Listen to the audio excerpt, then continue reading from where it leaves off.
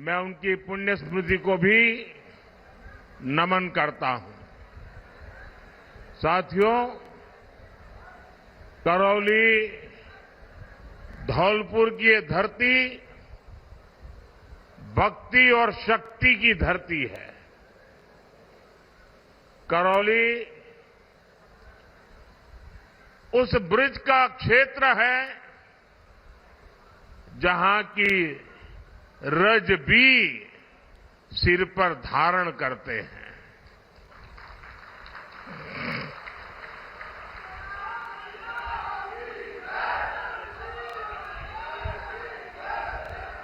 यहां आपका ये आशीर्वाद,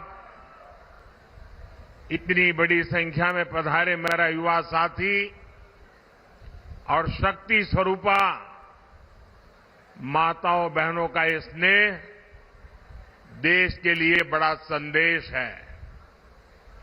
4 जून को क्या परिणाम होगा वो आज करौली में स्पष्ट दिख रहा है।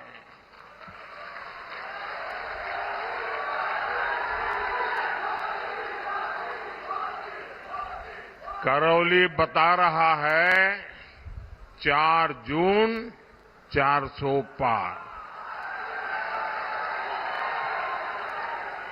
4 जून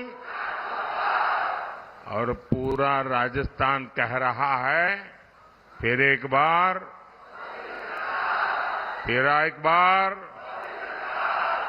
'साथियों, 2024 का लोकसभा चुनाव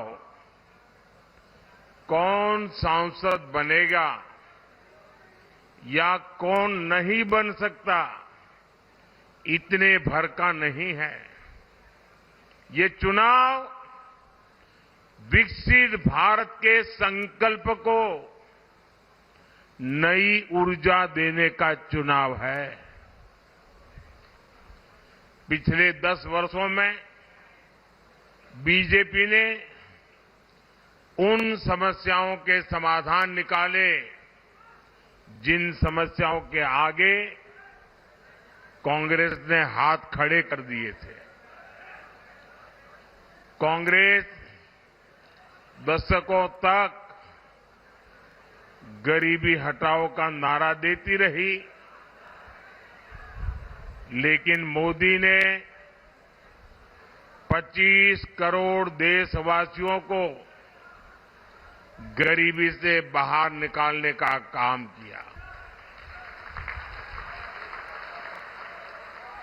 कांग्रेस ने किसानों को उनके हाल पर छोड़ दिया, लेकिन भाजपा सरकार निरंतर किसानों को समृद्ध बनाने के लिए काम कर रही है।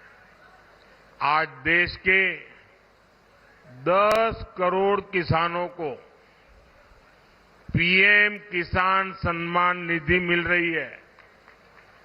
करौली धौलपुर के 3.25 लाख से ज्यादा किसानों के खाते में भी 700 करोड़ रुपए से अधिक भेजे गए हैं।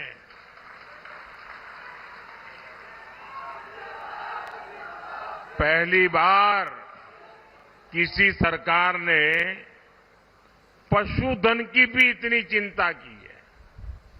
करौली में 80,000 से ज्यादा किसानों के पशुधन को खुरपका मुंहपका के 1.5 लाख से ज्यादा टीके मोदी सरकार ने लगवाए हैं। जब कोरोना में मुफ्त में टीके लगवाए तो चारों तरफ वाहवाही होती थी, लेकिन आपको जानकर के खुशी होगी कि पशुओं का भी मुफ्त टीकाकरण का अभियान हजारों करोड़ रुपए खर्च करके किया जा रहा है।